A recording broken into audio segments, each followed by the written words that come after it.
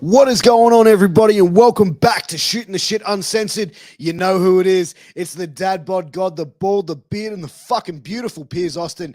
And tonight, my guest is returning, the Goober Killer, Will Kiedis.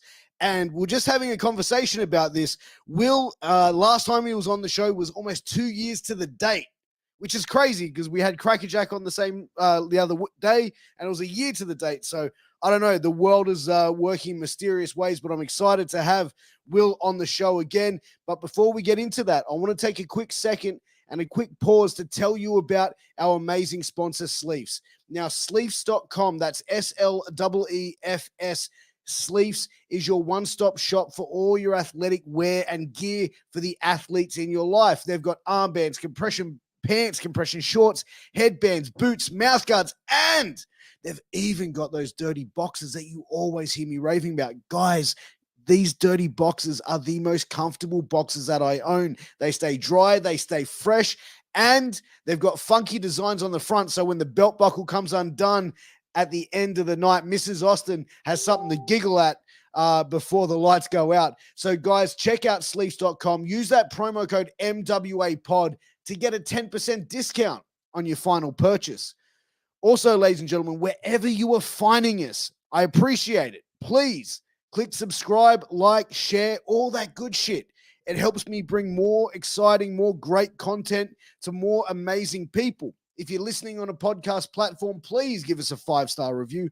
Again, it helps a long way with the analytics and helps the podcast reach more and more people, which at the end of the day is what we want to do. Whew.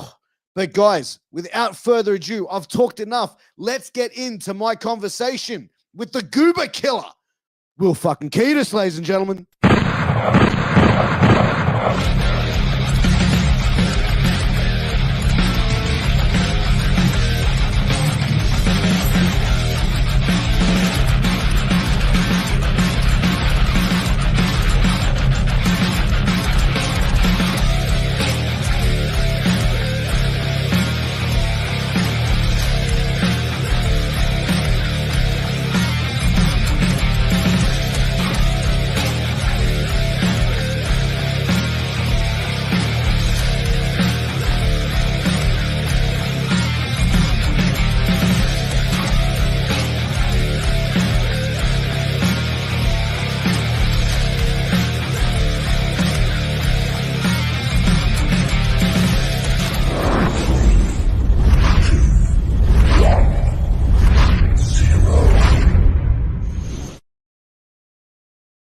Will Kiedis, welcome back to Shooting the Shit, man. It's good to see you again. Good to see you too. Thank you for having me on again for the second time. 2 years. Man, 2 years, man. That's a very, very long time. I apologize it's taken this.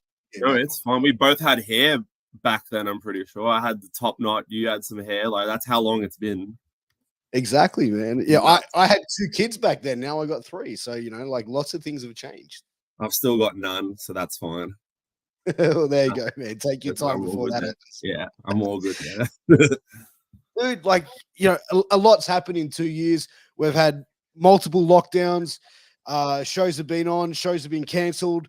And, I've said before, like, I think during, past, I think the first lockdown that we had, Australia was pretty much one of the first places to see, wrestling shows and sporting events, really back to almost full capacity. And I've said this a few times. I think that, the Australian wrestling scene really got a lot of internationalized on it, even more so in that time because we were one of the only countries putting on shows.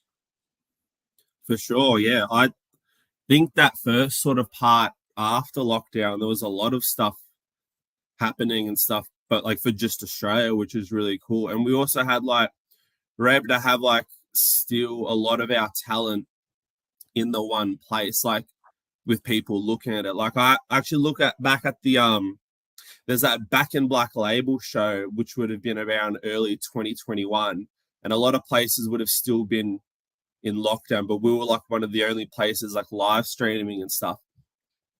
And actually, I looked at the card the other day, and if you look at the card, there's pretty much every top name from Sydney on that show. There's Wahlberg, Steph, who both went on to get signed, like Aussie Open, Velocities, Robbie, Jess, and stuff. So pretty much all of PWA's like all stars in the one show, and that was like one of the top times to like be watching PWAs, or not to say that it isn't now, but like just coming out of lockdown, there was a lot of, we sort of hit the ground running, but then unfortunately, had our momentum stopped again middle 2021, which is a bit of a shame, but I feel like we're getting it back there, which is good. Touch wood. Hopefully nothing else happens there, so we can keep that momentum going. But we'll see how that goes.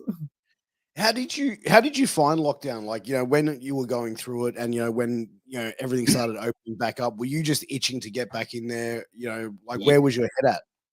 Yeah, I was pretty much just as soon as I was able to like go to the gym, go to wrestling training, go do anything, I was just itching to get back. There's a lot of people sort of use that time to sort of lay low or take a bit of a step back, which I totally get too, because for a lot of the years before COVID, it was just like all this training every week, all these shows every week. It was like bang, bang, bang, bang, bang. So it was like kind of all right in a way to have a bit of a break, but in the same time, I know me and a lot of others were just sort of like, we didn't like that momentum getting stopped. And like, as well, I love the gym as well. And so that getting shut down was really shit as well, because it's just hello, hey, Khalid. And just like, I could get my like own gym set up at home, but it's not quite the same. So getting those gains and stuff, and then having to get locked down again and try and get gains back up again was sort of hard as well in that regard. And then, but just, like,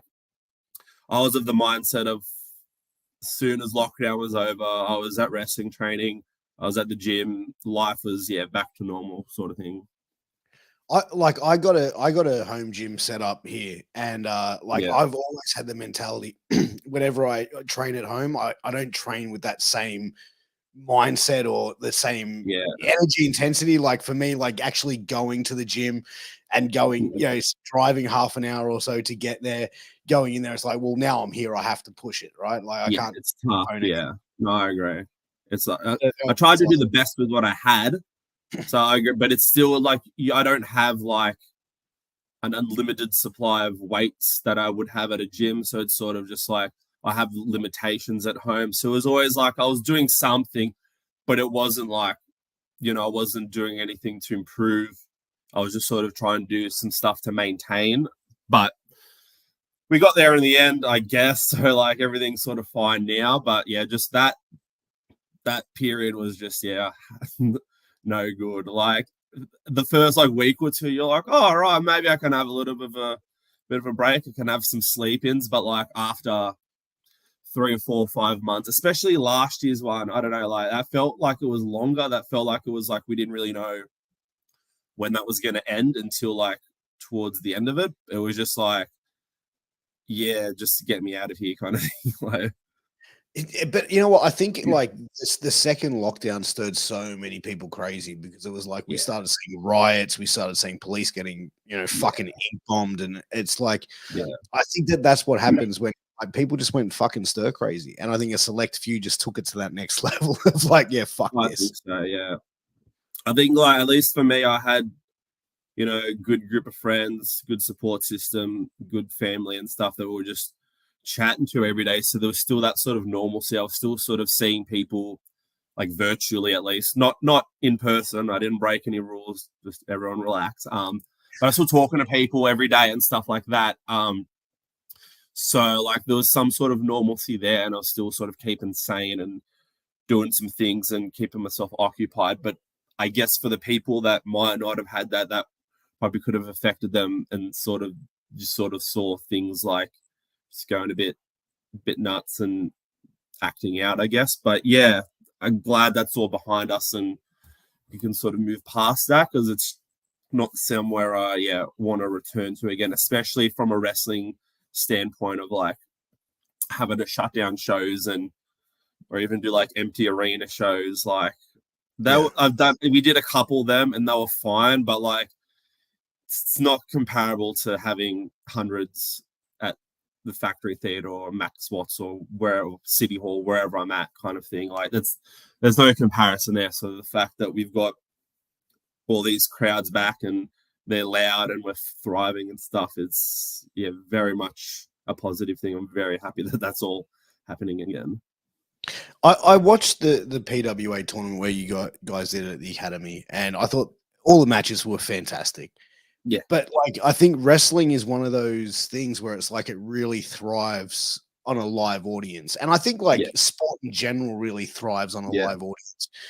For you as a performer, how did you feel like performing in front of nobody? Like, did it take you a while to sort of like flip that gear on and being like, okay, we got to like still push the same aspect? So like, I wasn't a part of the tournament per se, so I didn't have to do like a lot of those guys and girls did like 10, 12 sort of matches. I only did maybe like 2 of the empty arena shows. But yeah, it was a different vibe because once before you go out there, you hear the crowd, you feel a bit of energy. But sort of going out there, there's no energy. There's maybe a couple rookies like doing some claps and stuff, and that's great. It's what we can work with, but it isn't the same, and it's sort of just hard because like you sort of like gauge what to do based off crowd reaction. Like you sort of gauge like, oh, I should keep doing this or I should stop doing this based off how a crowd's reacting. And then so when you take that away, it's sort of like, I don't know if what I'm doing is good or if it's bad. I'm just going to trust myself that it is good. And hopefully the people that were watching on the stream like thought that it's good because like there's no one there giving you that immediate feedback of a reaction or no reaction, because if there's no reaction, then you're like, oh, okay, cool, that didn't work, on to the next thing. So like it's all no reaction essentially. So and it kind of psychs you out a bit because you're like, you hit a move, you do some sort of thing, and then generally you're expecting some sort of response. So you'd be like, oh, I'll hit this, and then the crowd will pop, but then there's not that. So it's sort of it was a little difficult, but luckily I didn't do a lot of them to where like I had to like get used to it. It was like a few of them, and then sort of we're kind of back with limited crowds, and then slowly we had everyone back, so it was fine. It wasn't too bad, but yeah, sort of glad. Yeah, got the crowds back, keep them back. Did it throw you off at all? Like when you were there, like not getting that reaction like that you usually used to hearing? Like was it like, oh, like I don't think I was thrown off. I think from memory, it was all fine. Like it was all good and stuff. But in my head, like that first couple minutes, it was a bit like, oh, this is a bit weird kind of thing. I'll have to watch it back and say, but from memory, like it all went fine. But that's all I guess it would be. It was like fine. It wasn't going to be anything super like memorable or anything crazy. But again, like we were just dealing with what we could at the time. Like that's how we were able to do shows. There was no other way around it, which I'd prefer, I guess at that time I would have preferred empty arenas to nothing as well. That's why I was like keen on them as well, because I'm like, it was 4, 5, 6 months without anything. So they're like, oh, there's a show. I was frothing. I was like first in line. I'm like, let's go. I don't care if there's no one there. But having said that, once I was out there, I'm like, oh, this is a bit weird. But yeah, so overall, it didn't throw me or anything. It was just, an odd experience. But like, couldn't imagine. There was like the Thunderdome at the time. So the WWE guys are doing it like every week. So I'm not sure how that would have gone. I'm sure they would have gone used to it. I'm sure they would have like figured out a way to sort of work it and tweak it week by week and stuff. So, because they were there for a while. So I'm sure by the end of it, they had like some sort of formula or some sort of system down to where they could feel more comfortable. But yeah, no Thunderdome for me, please. Do you think like wrestling in front of like no crowds makes wrestlers a better performer? Like when it's streamed, like obviously with wrestling, everyone knows what's going on, and it's like as far as like when you're communicating in the ring, do you feel like it took that like an improvement of like, okay, like this is how we have to tighten things up in a little way? In a way, yeah, that's a good point. I think like the positive of it was we had to think outside the box a bit, so we couldn't just sort of do a lot of what we normally do. So there was that instance of like thinking of that and being mindful of that there's no one there and all that sort of stuff. So yeah, so in a way, like, yeah, if you were there for a long time and you're able to thrive in the empty arena thing, I think that's a good thing because it's just showed that you'd be able to adapt to any situation. And I'd like to think like in wrestling in general, like I'm good at adapting to stuff. So maybe if like we were there a longer time with the empty arenas, I'm sure I would have figured out a way of how things could work and stuff like that, which I like challenges in wrestling. So I think it would have been an interesting challenge in that regard, just to sort of make the best of it and sort of be the best that I could be in that environment. But yeah, like I think it could have been there's positives and negatives to it, but obviously I feel that the negative outweighed the positives, with the negative being no people there and it's better with people there. Yeah. Oh, 100%. As I said, it's like I think wrestling thrives on that interaction from a live audience. Yeah. And to me, it was abundantly clear when Steve Austin came back to like a Thunderdome show. And it's like, there's no one there.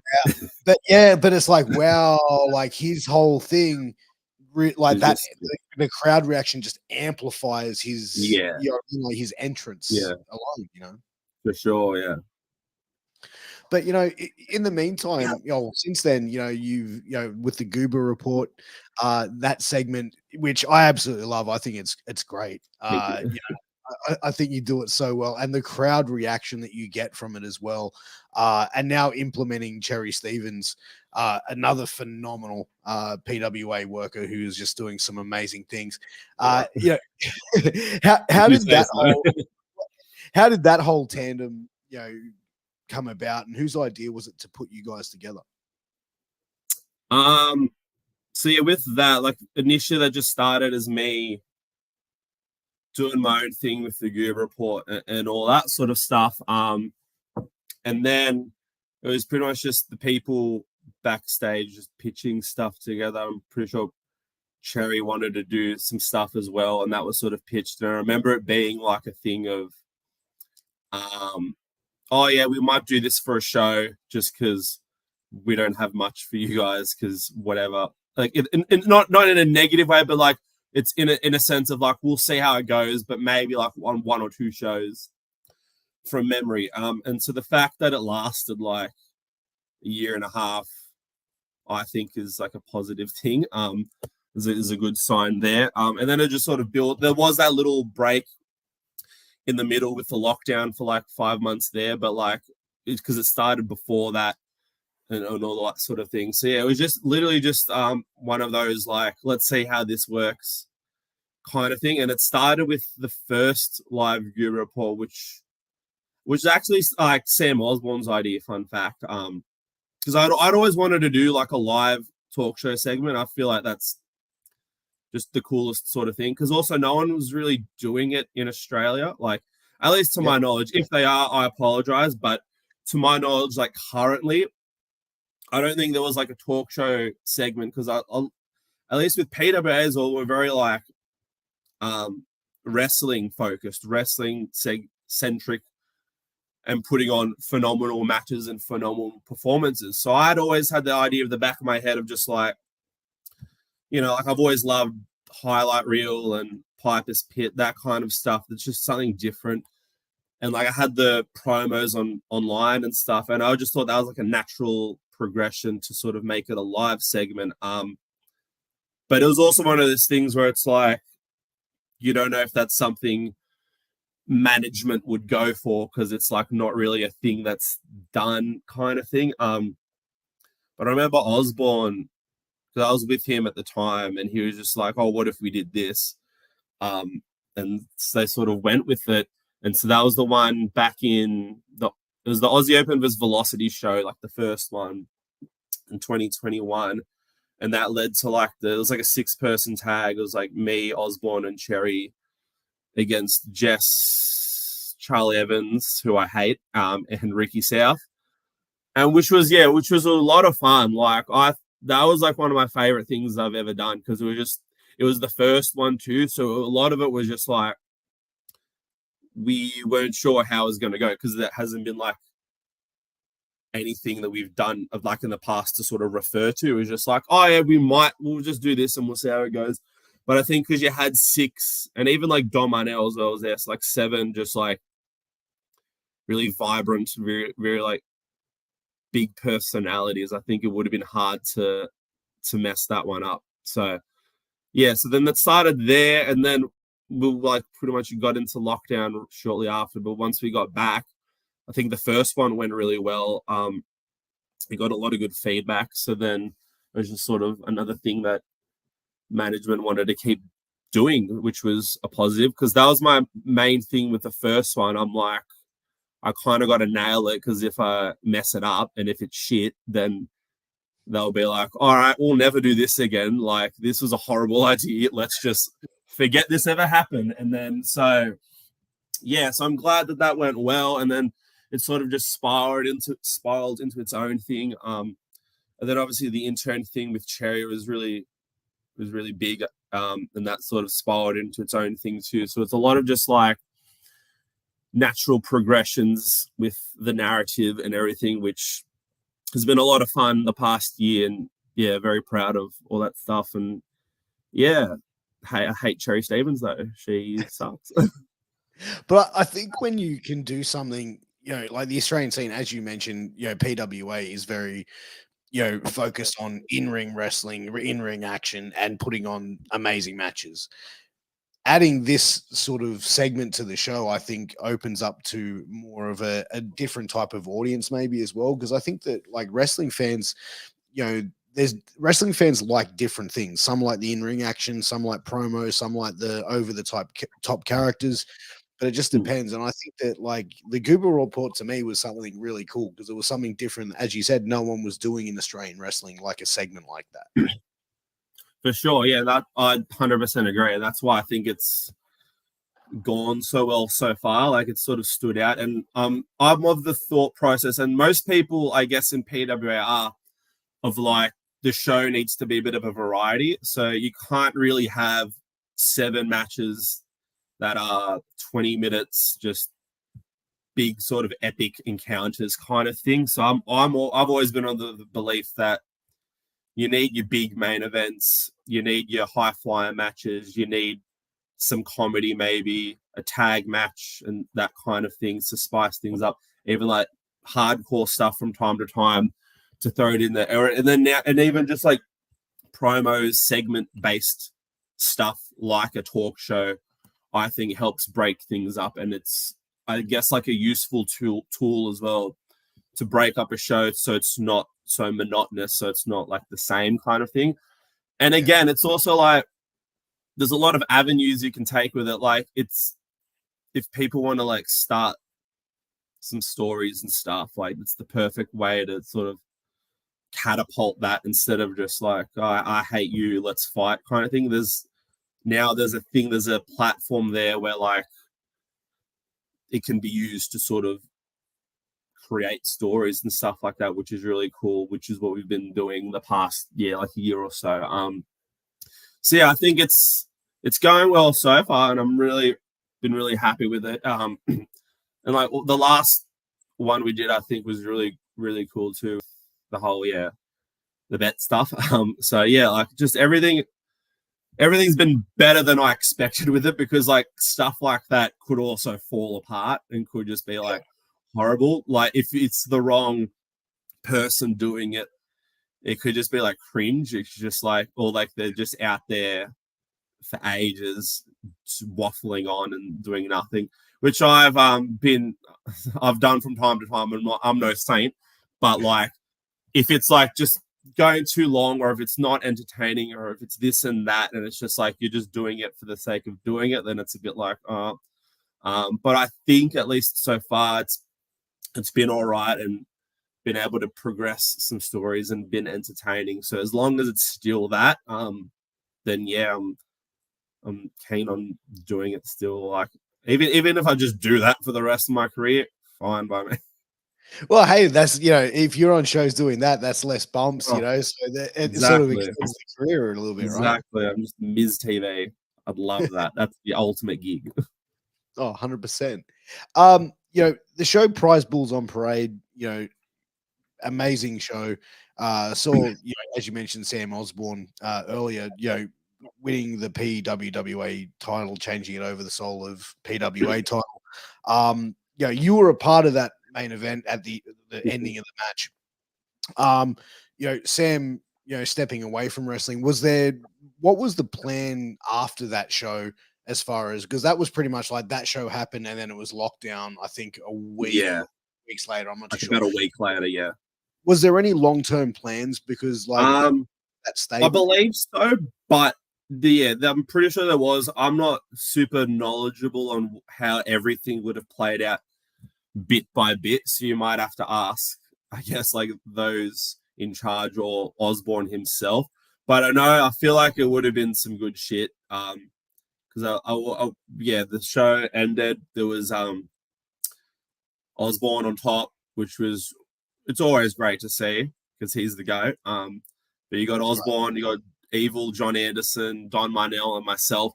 And to me, like, that was actually a really special sort of moment. And I'm glad that it actually happened because I'm not sure if people are super familiar, but I started, before I went to PWA, I was at APWG in Penrith.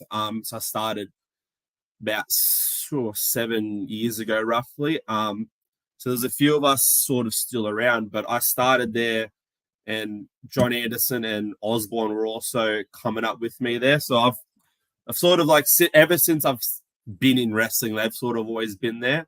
And to sort of have like a big moment, closing out a big show just with them together was really cool. It was like pretty sentimental, I'd say, just because, like from where we were like 6 or 7 years ago, training in a small ring in the back of a nutrition store on a 40-degree Saturdays, and just like, and then now we're like doing that kind of stuff. I thought that was really cool. So to sort of like have that moment, there, I was really appreciative of. But it would have been cool, obviously, to have all of that play out because I feel like it would have been excellent stuff. Like, because everyone involved, Marnell, Osborne, John Anderson, they're all excellent at what they do. So it would have been nice, but plans change and stuff, like, life happens and stuff like that. So it's just it is what it is. We'll see what happens in the future, but I love that moment. Prize Bulls on the Parade. That reaction that you guys got, and I was in the crowd for that one. I was sitting there, and and John, the referee, John Anderson, doing the screw job in there. That was like those moments that reminded me of like why I became a wrestling fan. Those moments where like you don't see that shit happening, you're like, what the fuck? And that's like, from someone who watches wrestling quite regularly, to see that and be completely thrown that swerve. I was like, what the fuck? I was did not see that coming.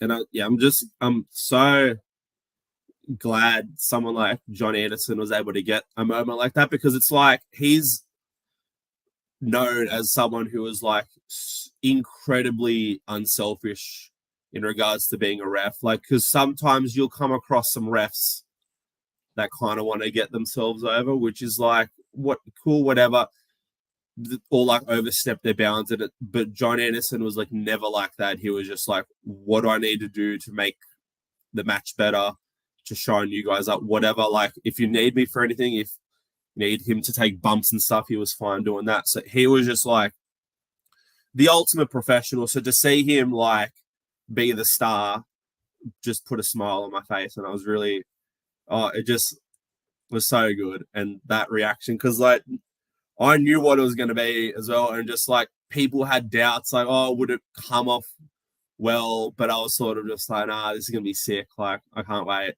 And like, I'm glad. And it was because even like in the build up to it, he wasn't sure, because he was just like, I'm a ref, like I don't need to be doing this. But it's like, nah, you're John Anderson, you're the GOAT. Like, who cares? So do you feel like hopefully one day he can make his return to just a chorus of boos in the factory theater, just rubbish thrown at him, because do you feel in the company.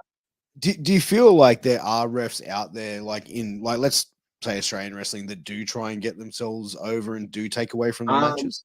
Like I don't think I've personally come across it. Maybe in my early years, but like it would just been a couple of instances where I'd have been like, oh, that's a bit weird. But nothing too over the top. But also would have been my first year or two in the business, and I'm just sort of just like, oh, that was weird, but I'll just sort of leave it. But it's just stuff you've seen and stuff you've heard and stuff where there are instances where refs might want to get input and stuff, and they can have input and stuff, which is fine. But I think if taken away from the performance shouldn't be a thing. But having said that, at the same time, like the wrestlers should be good enough where that doesn't happen. So it's to play the other side as well. But yeah, like if they're just trying to like stick their nose in and just be the star when they're not supposed to be, then that's a bit of an issue. But other than that, yeah, like it's all fine. But that's the thing. That was the thing with John Anderson. It was sort of just like he was just always so selfless in that regards, to where like with this story built up, no one really had that issue, because it was like, no, like we know John Anderson, we trust him, like it's all part of something bigger. It's not he's not going to go around winning belts and stuff, and we knew that and he knew that. It was fine in that regard. So yeah, overall, John Anderson's the GOAT. But I think like it sounds like John, understood what his role was, and it was like to not steal the shine off the people in the ring wrestling the match. And I think that's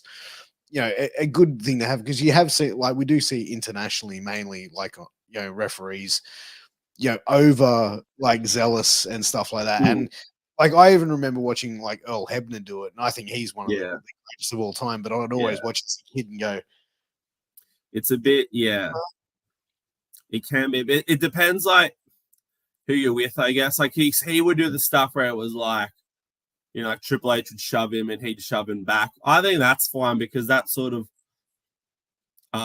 puts a sense of authority on the ref and puts the ref over and stuff as someone that needs to be listened to, which I think is right. And if you've got a relationship with the ref, then I think that's fine. Like we'd do that stuff on the IWA tours, like we'd shove like John Anderson or like referee Nick, and they'd shove us back and you'd get a good pop.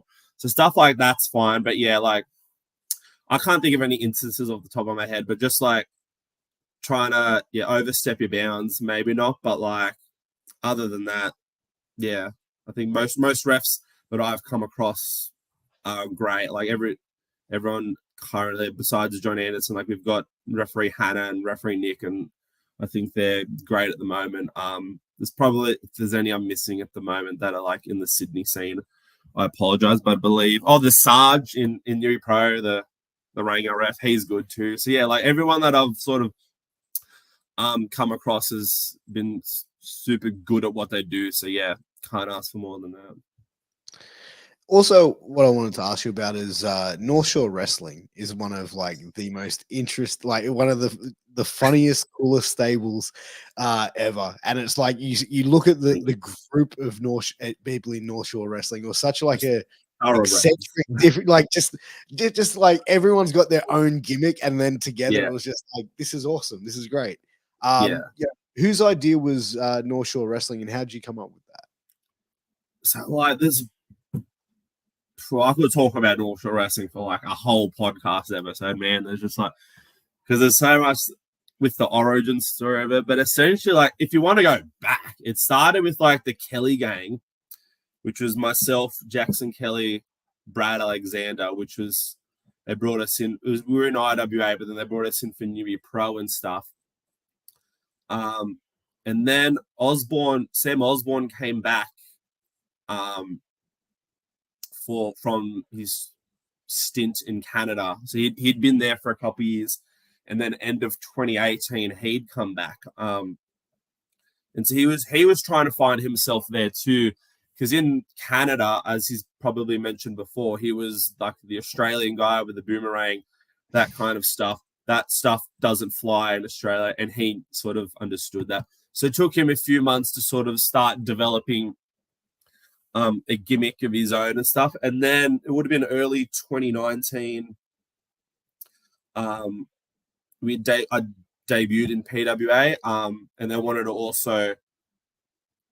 do like a 6-man tag, and so there was like me, Jackson Kelly, and Sam Osborne were booked for that match, which was really cool. So that was the first instance of the three of us together. And then there was and then Kelly left for the US a bit, so there was just some storylines happening at New Year Pro, but eventually it circled back to then Kelly leaving, but then rejoining North Shore Wrestling and that kind of stuff.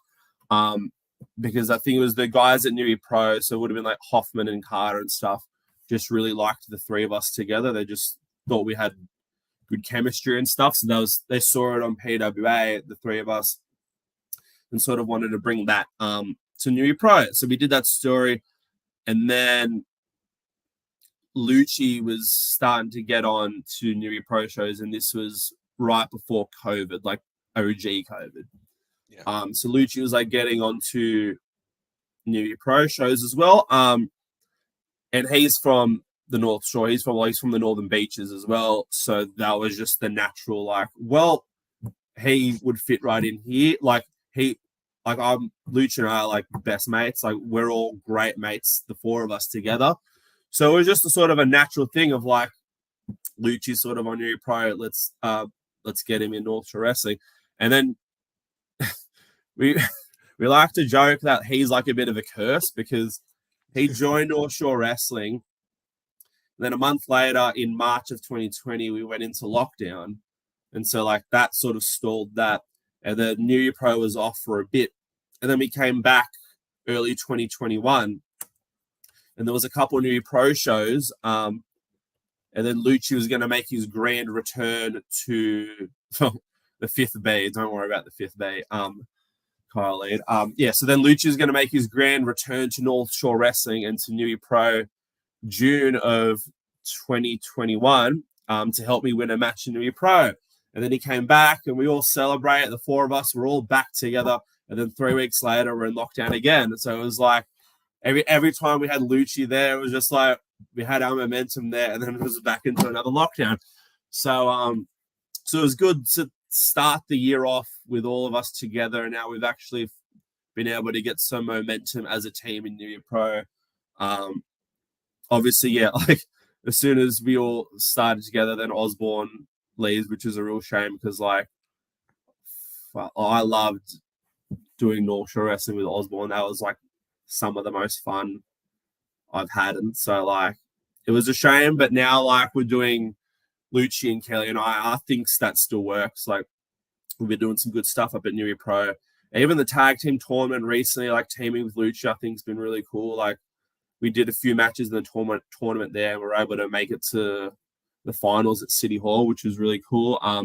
And just tagging with each other, yeah, I feel like we were able to develop some good chemistry there. So hopefully, fingers crossed, that's not the last you see of us teaming, because like we think we can win tag team titles anywhere. So fingers crossed, we'll see if Liber Lucci will Kiedis becomes a thing everywhere, but New Year Pro will be coming for the tag team titles. Is tag wrestling, something that you want to spend more time doing away from singles? Somewhat, yeah. It depends. Like to me, it depends on the right person that I'm with. So like I know the last few years I wanted to focus more on singles because I started off in a team with like Brad Alexander and then as a part of the Killer Gang. And to be honest, I feel that like that might have affected just trying to be my own character, my own person in a way. So like I made a conscious effort to do more singles just because I was more interested in developing on my own and stuff. And I feel like luckily the last few years I've been able to do that and establish a brand and establish myself on my own and stuff like that. But now like with Lucci, like I feel like we've clicked as a team in Newey. So if we've had some discussions about that, I don't think for the both of us, I don't think it'd be like a permanent thing. Like I don't think it would be like a thing where we'd only be doing tag team stuff. But I've always liked having like alliances and stuff like that. So in the event that like, oh, we can do a tag match, we can do a trios match, but also the two of us or the three of us are also singles wrestlers, and you can put us at the top of the card for a big singles match, but also if needed, we can also fill a slot in the tag division too. So I think being flexible like that, I think is good. And I think Lucha and I have that mentality. Same with Kelly, with just North Shore Wrestling in general, in the sense that you can sort of slot us anywhere. And if you need a singles match, we're there. But if you need tags, then we'll be there, kind of thing. So I think having that in our back pocket would be cool. But I know I do enjoy like the singles aspect, and sort of I've enjoyed what I've been able to do on my own the past year and a half, 2 years, and sort of just build my stock show by show. And because obviously I do have aspirations to like do some stuff for my own, win some singles gold, and well, I'm no mark, but like main events and stuff like that. Obviously, everyone does, and like I think so having that stuff would be cool. But yeah, like I also love North Shore Wrestling, so having both is fine by me. I don't think wanting to win gold or win big matches and main events makes you a mark, because I think like when you get a title put on you, it's like the company's going, hey, like we think that you're our guy. We think you can like carry this for a while. And I think that, you know what I mean? Like it's like if an actor gets an Oscar, it's not like that's the same analogy I've used. Yeah, it's not like you're not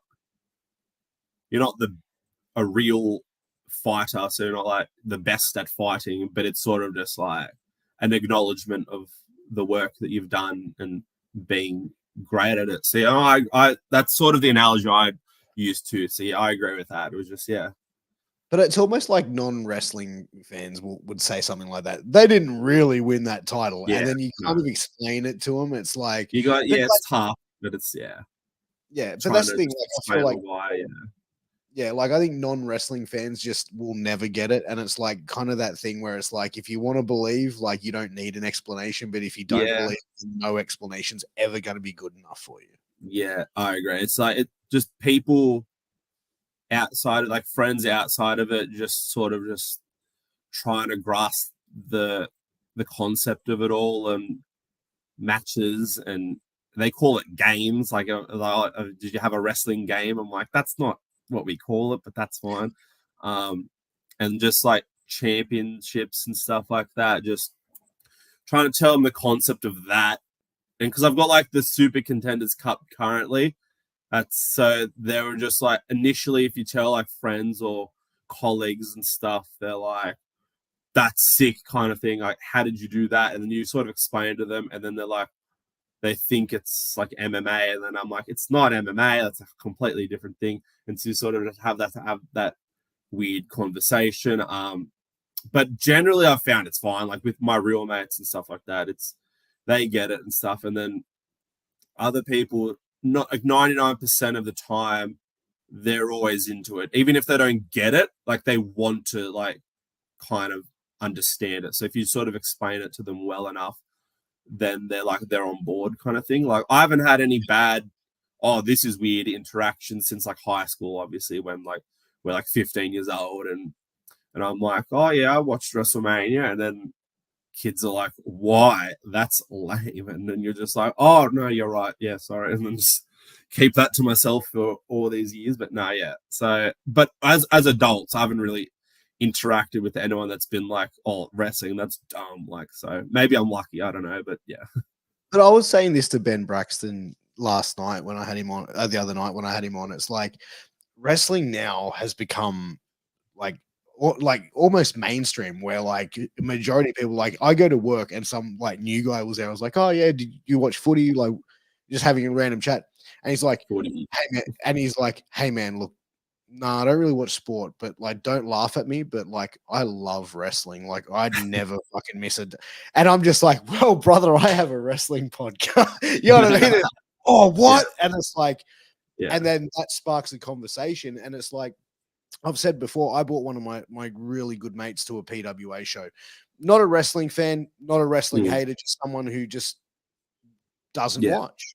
And he came to a PWA show at the Factory Theatre with me, and we're going there, and like on the way there, he's like, "Oh yeah, we're going to a wrestling show," and then he walks into the Factory Theatre, and he's like, "Bro, this is not a fucking RSL club," and I'm like, "No, it's not." And then the first match was, I think it was Robbie Eagles, Jess Troy comes out, and he's just like, he looks at me, he's like, "A bloke's gonna wrestle a woman?" I'm just like, just shut the fuck up and watch. And literally, as soon as the bell started, he was just like, "What the?" And he's like flipping up, "Bro, calm down, right? You're gonna make me look like a mark with me here, right?" Relax. But like that was the thing. He was like now obsessed. He's like, "Dude, I want to come to another show with you. Like, when can we do?" Like, he's so like into it because of that night. I think that's also because obviously, Rob Eagles, Jessica Troy, two of the GOATs. So I feel like that also plays into the fact that the opening match of a show, I think, is so vital because it's the first thing people see. So if you put out a bit of a stinker in the opening match, or then that's going to be what people remember because that's the first impression. So that would have been your mate's first impression. And luckily for us and luckily for him, his first impression was to really good wrestlers and stuff. So it doesn't matter if it was intergender and stuff. So he even thought that was odd, but within minutes, I guess he thought that was fine, right? Like the intergender stuff. He was popping the whole way. Yeah, so like because they're good at what they do, then it's not going to matter. And so I think like having a great opening match is so vital, I think, to any show, whether it's PWA or wherever it is just because you're always going to get first-time fans. Like, I don't know, like statistically, I don't think if there's like 400 people, 500 people at a Factory Theatre, statistically, there's going to be some first-time fans there, and then you're going to want to hook them with something great. So that's why, like having those two out there, because that could also be a main event too. Like that could be wherever on the card. But I think that was one of those like packed shows where we had like a bunch of big matches on. So that was the first match as well. So like just goes to show how stacked we have it at times. But so it's very good to have a good first impression, I think, for wrestling shows in general. So well, I think also like the first match really sets the precedent of how the show's going to go. Like it's, I've been to a lot of wrestling shows. I've watched a shitload of wrestling over the years. And the first match to me is always got to be a banger. Yeah. And then that starts off, and then it's going to be a good card. Yeah, no, I agree. And that was the first show on Fight too. Well, fun fact, I had no idea. That makes sense. It's always good to have the statistic guys in there. Thank you, Robbo Entertainment. Kyle Lead asked the question earlier, and I just want to go back to this. But what's your dream match in Australia and internationally? So I guess that's kind of two questions. Yeah, in Australia, if we're gonna go, I guess let's go with people like I haven't wrestled. I'm assuming that's the criteria. I've been able to wrestle some of the people I've wanted to wrestle, so that's nice. Paris De Silva is someone I'd really want to get in there with because we've never had a singles match. We've had a few tags and stuff, but to get in there one-on-one with Paris, just because, as we all know, he's great and stuff like that. But circling it back to sort of what I was chatting about before, like with John Anderson and Sam Osborne, I started out at APWG with Paris as well. So we've been known each other for, 7.5 years and sort of come up together. Like our debuts were like a couple months apart. So it's sort of just like we've wanted a singles match forever just because we've been around each other forever. No one's booked it. So you're lost. But like hopefully one day we'll get to see that match before he becomes a millionaire, becomes a superstar overseas. Other than Paris, Davis Storm is someone in Australia I'd like to get in there with. I'm a big fan of his work, and there's just so much respect there for him and all that he's done. I just feel like that, is someone that would test me, but someone that could just bring out the best in me too. Just because, yeah, like I said, big fan of his work. I reckon that'll be a lot of fun. I'd learn a lot from him. Internationally, my my dream match is Chris Jericho. Like he's the GOAT to me. Like, just since I was a kid, yeah, I'll just try to like emulate him and stuff. As you can probably tell, highlight reel, Goober Report, same. So like, even then, there's the story there. We're both talk show hosts and stuff like that. But I know he's like getting on in age, so hopefully I can get over to the States at some point and challenge him to a match, because that's how it works. But no, like Jericho would be nice, just sentimentally as like a childhood favorite. Jericho to me has to go into one of the greatest of all times, because I always compare Jericho to Dave Grohl, because like he is the Dave Grohl of professional wrestling, because he's been cool for 30 fucking years, and you can't deny that, right? Yeah. Love Dave Grohl. No, I agree. Because he's able to just reinvent himself, which is like not something a lot of people are able to do. And that's something that I've always sort of kept in mind throughout my career. Obviously, I'm still doing similar sort of character these last couple of years, but just evolving it or evolving your look in a way like Jericho does. That's something that like I've heard him talk about, and I've tried to do as well. Just because if you're the same sort of person, or if you're the same sort of look for too long, like eventually it's gonna get stale. So just, I know he's just the master of that. So just keeping that in mind and sort of just keeping everyone on their toes, I think is good, and just being fresh every couple of years is great. Do you think like doing like dramatic changes is the way to go about it, or do you think it's more like doing small little subtle changes until you build to a change?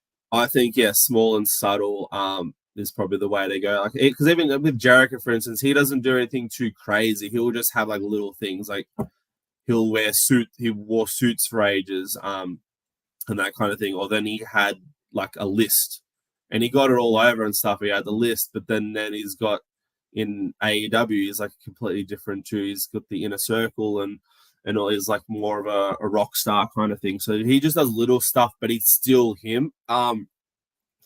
Even someone like in like Rig in Australia, like he's someone that changed his gimmick slightly from like the headhunter to the chief, and then that was like super subtle too. It wasn't just like I'm the headhunter, and then next show he's like I'm the chief, like footy. Like it was kind of just like different, little by little every show, to where like, but he's just great at that sort of stuff anyway. He's just super charismatic, Rig, which I'm super jealous of. So I'm just like, he couldn't make anything work. So it's I didn't doubt that when he wanted to become the chief, like it was going to work. It was obviously going to work, because But I feel like his changes, like they were gradually happening, and it just felt like, okay, he's the chief now. And I was like, what? How did this happen? And you look back at it and go, oh shit, okay, you can see the implementations and the morphing into that character. Yeah, for sure.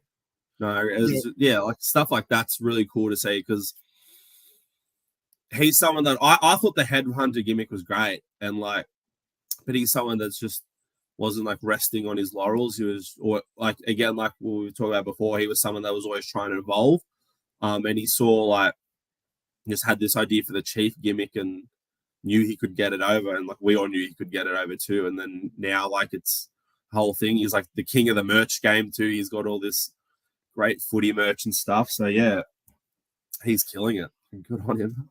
Oh, 100%. And do you find like for yourself, like as far as changes, like how far like do you look at it and go, okay, you know what, my character at the moment is really hot, it's really good, but in 2 years time I'm going to start needing changes? Are you already putting those thoughts into play 2 years out? Yeah, a bit, but nothing too. I'm always thinking of that stuff, but even it's nothing too crazy, so like even it could even just be like a haircut, like because I had like the top knot for ages, and then I was just like time for a change, and had a big beard and like get rid of that, and so stuff like that. And even just different gear tweaking that a bit. But as far as character, I feel like at least a year ago, I felt like there was just a lot to my character that I could have evolved to. So I always sort of wanted to build it up bit by bit. So it started off just the regular like news updates and stuff. But like I said, I did have that idea of like live talk show kind of thing. So even that I think is evolving it, and then just getting to do more stories and stuff like that. But then like, yeah, overall, like I'm always thinking of ideas to sort of like change shit up, because like it doesn't matter how good you are if you're doing the same stuff. Like, I feel like people are going to get bored eventually. Like, so Yeah. just keeping that in mind. I think I'm always keeping that in mind and just discussing stuff with everyone that I'm close to, and bouncing ideas off people is always good, because we've got a good system here, and like PWA, just everyone sort of has that same mentality as well. So it's, if you're in the right environment, it's good for that as well. So with wrestling, I was always and always have been a big fan of promos. I feel like promos are the thing that really catch you and draw you in. Yeah. You yourself, I think, phenomenal promo. For what you do. Were you always confident with promos, or is that something that's really sort of you've had to put work in to get to where you are with it? Yeah, I wasn't really like like I've always liked that aspect. That was always my favorite aspect, was like the promo and character work, obviously, as anyone that's watched me can sort of tell. But getting comfortable like that did take a bit of time, just because like,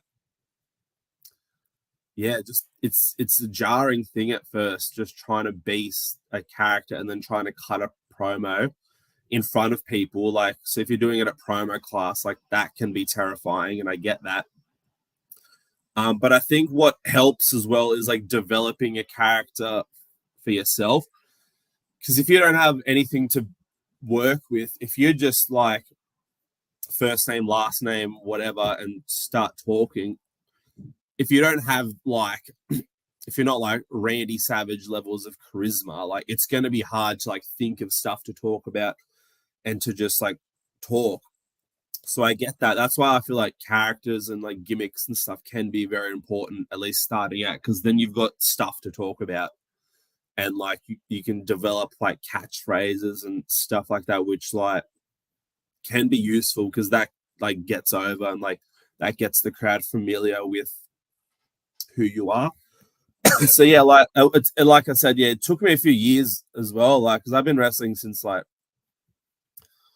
2016, and for like the first few years, like I was just Will Kiedis, like lame, and then like didn't have much to me, and then I was like a part of the Killer Gang, so I was like in a stable, but it wasn't like me, and I was like cutting promos, and they were like fine, but they weren't like anything to write home about. So I think it was like once I started doing my own thing with the Goober Report, I feel like that's when I was able like to find my voice and find some confidence and stuff like that. And even like when I was in uni, like I'm not even into acting that much, but I did like a theater course just because I was like with the mindset of maybe this will help with promos, which I think it did in the long run help, because I think just doing like a course of theater was like just helped me get more comfortable with like speaking in front of people too. Like, I'm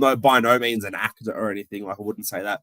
It was just it was just like a 4-month uni unit kind of thing, and it was just an avenue to be better at promos. But I think stuff like that, if you can try and find stuff in your real life or in school or work or whatever, I think that can definitely help as well, because then you're able to just find your voice and find what works for you, and just be more comfortable talking in front of people. Because now, now that's all I do. Now that I'm the promo talk show guy, nearly every show, people would just hand me a microphone and they're just like talk. And I'm just like, oh, all right, fine. And now it's like, which is good, I guess, because like they trust me, because like time in front of an audience is like is valuable, and like especially live promos. Like not everyone gets to do live promos because like it's just like there's just only a certain amount of time in the show. So if the powers that be are gonna put out a live promo, like they want it to be good as well, because also live promos, like we said earlier, can be like they could be a train wreck too. Because people can get nervous and you've got the crowd yelling at them and stuff, so it could fall apart. So luckily I don't think I've had that instance yet, but it's sort of just like grateful that I'm able to develop a promo ability to where like people are confident in me enough to do that. And even there's been instances where like show's been running short, so they've sort of handed me a microphone and be like, just talk, just to chew up some time and stuff. So like you don't even have time to think of what to say, so you just like go out there and start rambling and stuff. And you just got to make it entertaining, I guess. So yeah, overall, like I was rambling right now, but overall, what I'm saying is like, yeah, I didn't always have that promo ability or that confidence, but it's just something that I developed that. And if it's something that, if you want to be good at wrestling, I feel like it's something you need to develop, is like a strong promo ability or strong character at least. And so like a lot of guys that and girls that I've come across, then like no one started out great at promos unless you're Matty Wahlberg. He is the exception to that. But like everyone always started off a bit timid and stuff, so it's fine. I think it's just practice, literally, just as long as you just repetition and stuff with it, if you stick with it, I feel like you'll find your voice eventually. Yeah. And like you mentioned, like, in doing promos in promo class, that to me, I could imagine being like more intimidating than going out in front of a crowd of 500 to 700 people and doing a promo, because it's like you're there in front of like, people you train with like multiple times a week, and you're on shows with, and like, you know what I mean? Like, is that more intense for you than going and doing one like a large audience? In a way, yeah. Like large audiences, like I'm normally fine now, because it's like you get out there, there's like a few hundred people, they're all sort of faceless, so you're just looking out into the distance. You don't really, and even then, I've sort of developed a confidence in that regard where it's fine. If you're in the promo class, though, you're right, it's a bit different because there's like 15, 20 people there, and they're all your peers and stuff. So it is a bit like, it can get a bit nerve-wracking because it's like just a different environment, and you're there to be judged as well. So you're there to be like, all right, give me 90 seconds, and then afterwards you're critiqued, which I think might sound scary, but I think it's necessary. Like, if you want to get better at it, if you want to get better at anything, you gotta be able to take that criticism. But it's not anything like bad. It's just like no one's yelling at you if you flub up a line or anything like that. That's not what it is. But it's just like that constructive criticism helps. And if you sort of get through that barrier of just like, you just throw yourself out there and just talk for 60 seconds in front of your peers and stuff after a couple sessions. Like I've seen it with some of the rookies coming up, like, and because that was me at the start when I first started wrestling. Like when we did promo class, like I was terrified. But you sort of get used to it a bit, and I've seen that with some of the rookies, and some of the dingoes started off real shy, but then after a few months, they've got their own promos, they've got their own character down. Like someone like David Streamer, for instance, like was able to develop a really great character just purely off the promo class. And it was something where like everyone, he just throwing stuff to see what stuck. Yeah. And then he had this idea, and then it sort of built each promo class, and he'd come back and tweak it and then use that constructive criticism to where now he's like the proper member of the PW roster, or like regularly on shows and stuff, which is purely down to, I think, the strength of his character and the strength of his promos and stuff. Not to say that he's any slouch in the ring, because I think he's great in there too. But I think the strength for him lies with his character and his promos, which was developed in promo class. And a lot of stuff like that you see on shows just happened in promo class. So I feel like that's one of the best avenues as well to getting noticed and getting on shows, is like rocking up there and just killing it there and finding something, because then, that's something people are able to work with on like the Black Label shows and stuff. And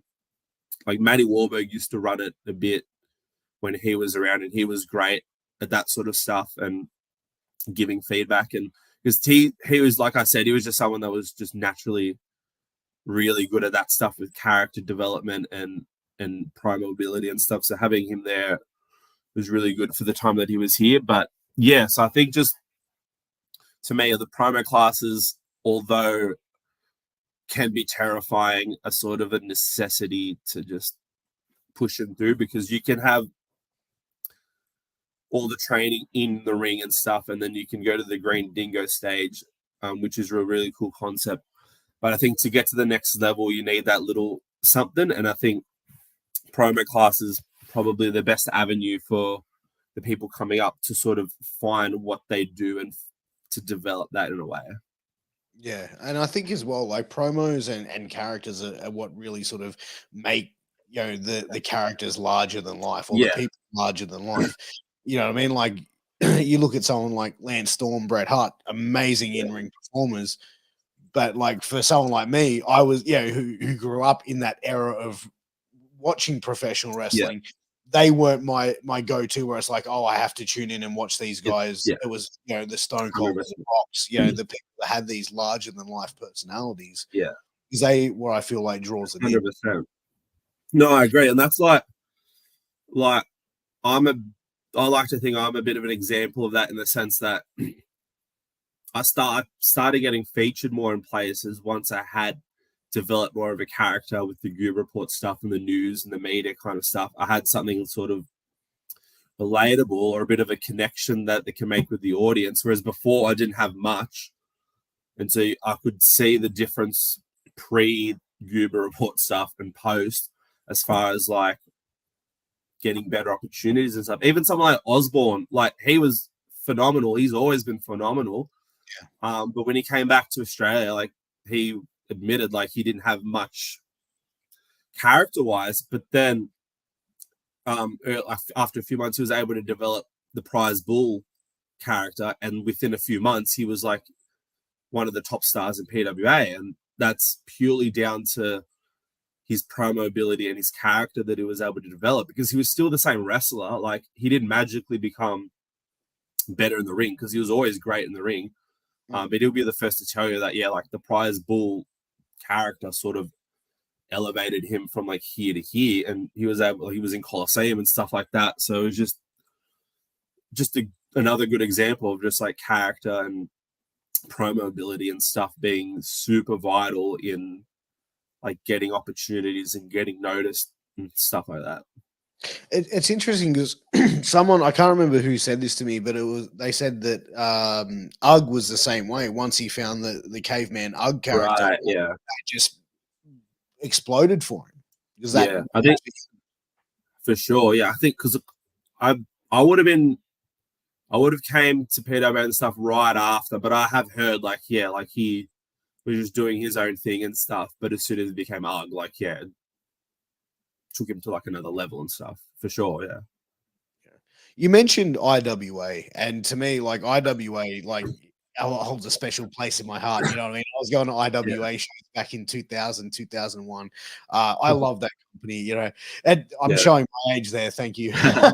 But how fun is it for you to go on IWA shows and go on those tours? Yeah. Because it sounds, everything I hear, it just sounds like it's just a great time, especially when everyone's friends and you're traveling. You're traveling with great performers and putting on great matches. No, I have so much fun at IWA, and like you said, IWA holds a special place in my heart too, because they were kind of like the first sort of notable Fed to kind of like put me on shows, which I'm sort of thankful of and happy about and stuff. So like, yeah, like I've always loved doing their shows, the tours and stuff in particular, because you're getting to see these like small towns that I might never be at, or like for instance, we were recently in Parks and Dubbo, Parks, which I'll probably never go back to again because it's a bit of a dump. Oh, Joking. It's a joke between the crew.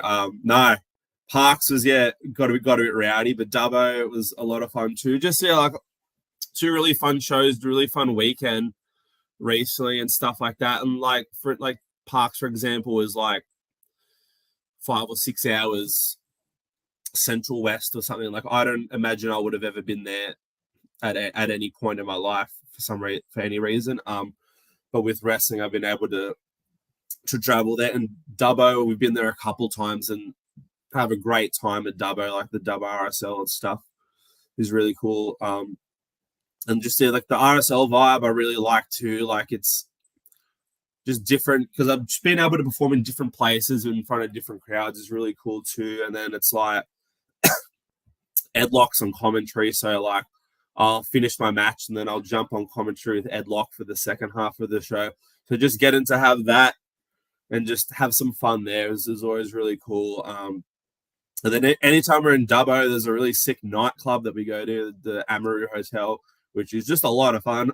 So yeah, like there's just a lot of good vibes out on the IWA tours in the smaller country towns, and even like the Sydney shows like St. John's Park, always a lot of fun and stuff. So yeah, like couldn't put it over enough more. Like all the tours, like this year's tour in particular was really nice because there's also a bit of a farewell tour for Sam Osborne. That was sort of his last few matches was like on the IWA tour, and like we actually got to wrestle in a singles match, Osborne and I, which was our first time ever kind of thing, which is again like another sentimental thing that I really liked, which is like the opener of tour, which is really cool. So we had a lot of fun there, and just having all these random matches on tour is always like a fun time. Like you have like pole matches, like never really going to get pole matches in Sydney, but like they're going to have like $20 in an envelope on a pole, and it's the craziest experience. But it always also allows you to like think outside the box because you're not just having the same matches every night. You're having the singles match. You might have a battle royal, or then it's like here's a pole match. Figure it out, which is just which I like challenges like that, which I thrive, I think, in just trying to figure out different ways to put on a match and stuff like that. But yeah, love the IWA shows, love the tours. Like I'm there every year. Like I'm pretty sure I've gone to the last like 5 summer tours or something. So I'm pretty sure the locals of the North Coast are probably a bit sick of me, but I'll be there every year, whether they like it or not. So sorry, guys. Do you feel like a majority of those places, is there hardcore fans in these areas, or is it a majority of like people going, hey, the wrestling's in town, let's go?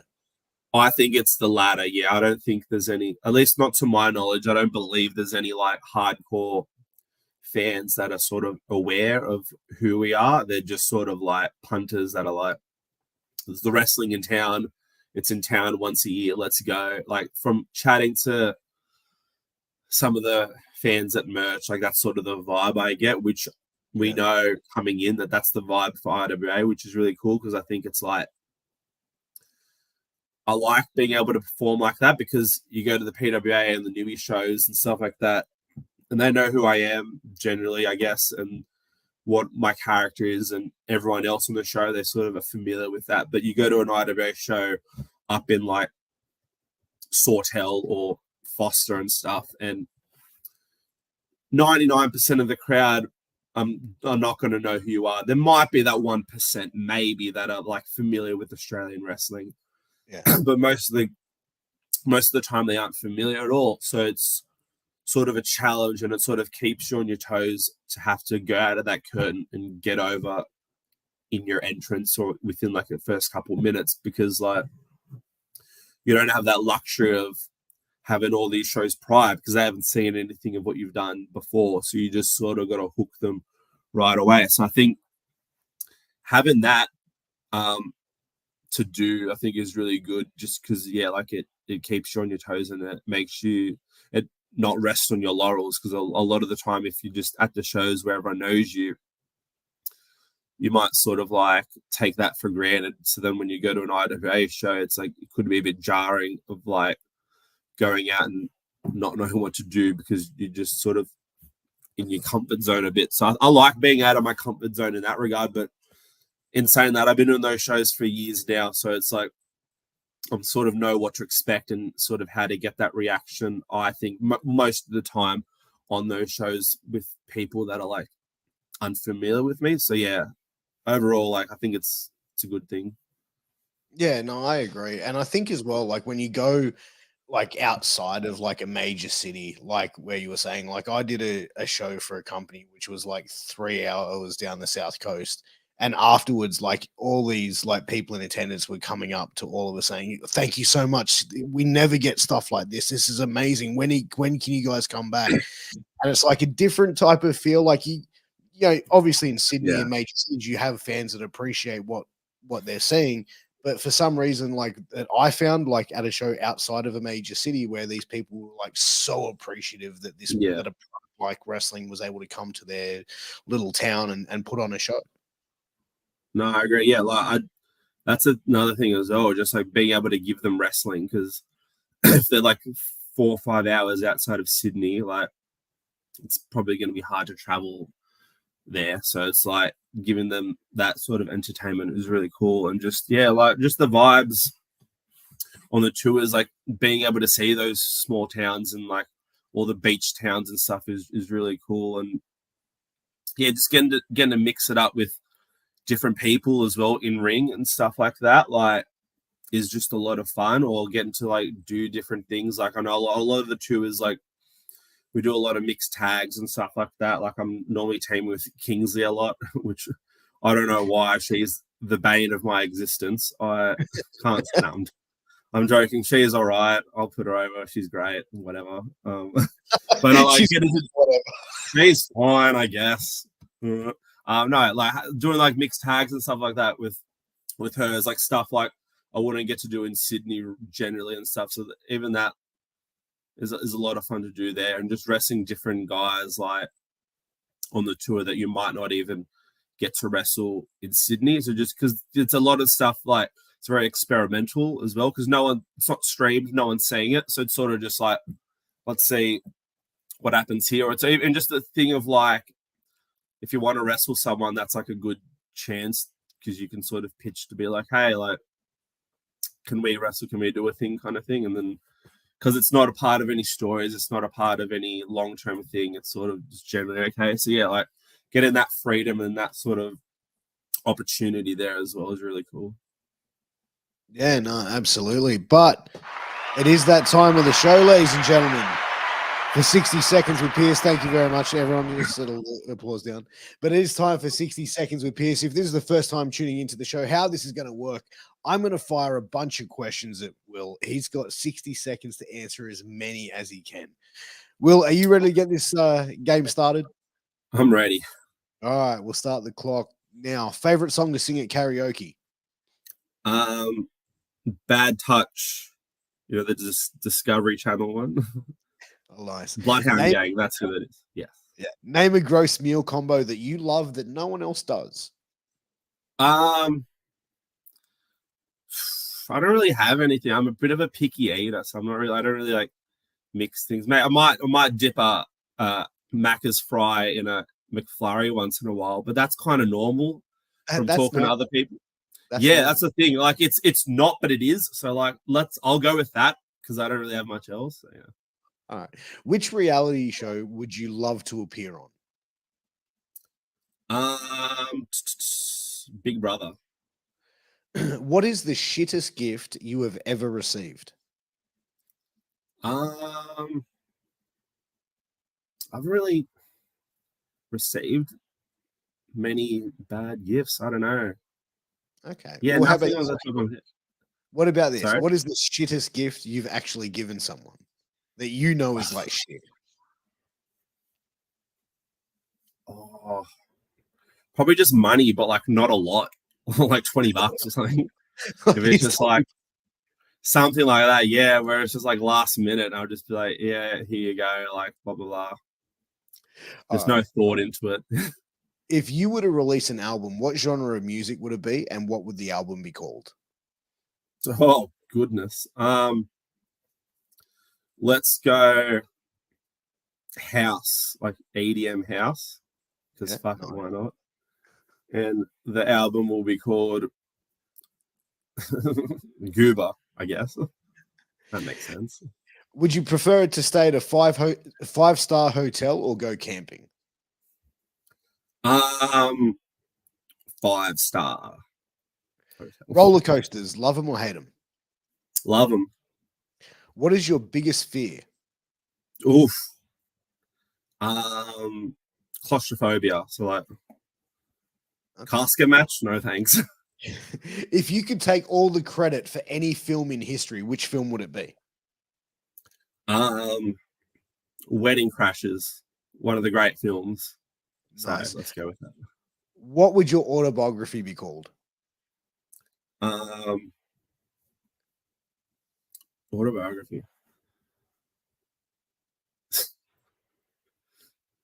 Good.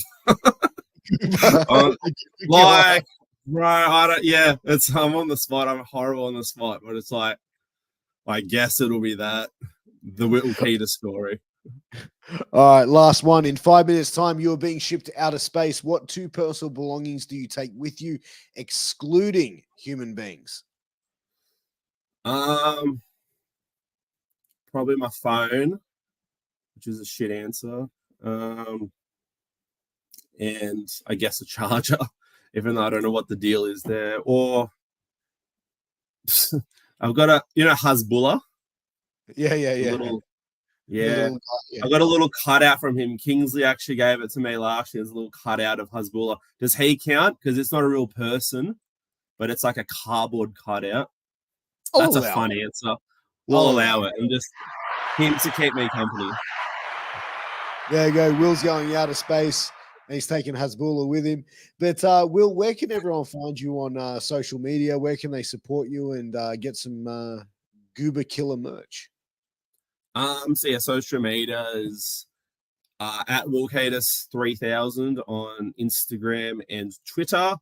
So just find me there, and then just on wrestler merch at Kiedis. I got a couple of shirts on there. So I had a new one, a Goober Report shirt that was recently made available a few months ago. They actually sold out as far as like in stock on shows, so there won't be at any shows, at least for now, which I'm surprised at that they sold because I thought people hated me. But You're over, yeah, so I might print some more out and bring to some shows. But for supporting me, I guess just wrestler merch would be the way to go. There you go. And this Saturday, you're going to be at PWA Black Label Show, which is back in Black Label. What can everyone expect from this show? The matches that have been announced looks like it's going to be quite a few bangers. What can people expect from the show this Saturday? At least for me personally, I've got a lot to get off my chest about what happened at the last show. So like what we've been talking about, promos, I've got a lot to say, so I'm going to say it. So we'll see what happens there. We'll see what's going to happen there. I know Lucci is wrestling Mick Moretti in a first blood match. I'm pulling for Lyrebird Lucci, the GOAT. So let's see if he can take home the gold. I'm got my fingers crossed on that one, because if it's not going to be me, I'm hoping that it's Lucci. So let's go. Let's try it. Let's go. First blood match, man. That's going to be insane. I'm looking forward to that. But thank you so much for coming back on the podcast. This has been a great time. And man, let's not leave it to 2 years to do the next one, huh? Let's not. No. I'll be keen to come on again. Yeah, sounds good. Thank you for that. We'll make it happen. But guys, thank you very much for everyone tuning in. Thank you for everyone who catched us live and the people that are going to tune in after the live. I appreciate you. Please make sure you click like, share, subscribe, hit the bell to stay notified on my YouTube channel. If you're listening on a podcast platform, please give us a 5-star review. Hit the follow button. It goes a long way and it helps us reach more amazing people and bring more amazing conversations with incredible people like my guest, Will Kiedis. But guys, without further ado, we're going to catch you next time. We'll tune in. Make sure to tune in tomorrow night at 11 p.m. I'm going to be sitting down with Bobby Blaze. Me and Robbie Zuko are going to be sitting down and having a conversation with Bobby Blaze, former Smoky Mountain Wrestling heavyweight champion. We're going to have a fun conversation. So make sure you tune in 11 p.m. Australian time for that. We look forward to seeing you. But guys, till then, take care. All the best. Peace.